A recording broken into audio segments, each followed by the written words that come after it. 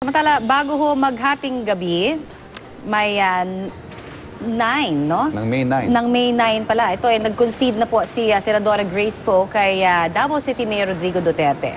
Sabi ni Poe, handa siyang suportahan si Duterte sa pagsasaayos ng bansa. Mahimbing daw siyang makatutulog dahil alam niyang malinis ang naging laban nila sa eleksyon. Ipagpapatuloy raw ni Poe ang naiwan niyang trabaho sa Senado. Sa ngayon, maglalaan muna siya ng mas maraming oras sa pamilya. Wala pa siyang planong tumakbo sa susunod na eleksyon.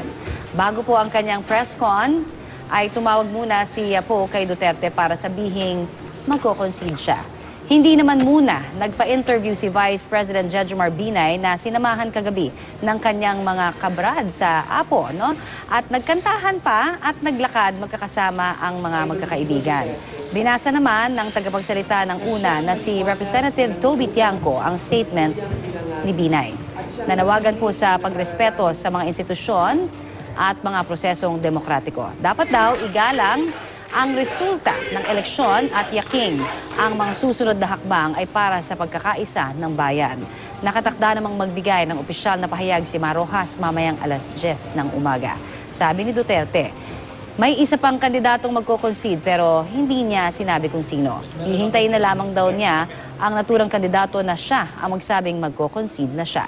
Sabi naman ng katandem niyang si Senador Alan Peter Cayetano, handa na rin siyang mag-concede pero sa ngayon ay hindi pa niya tiyak kung kanino magko-concede.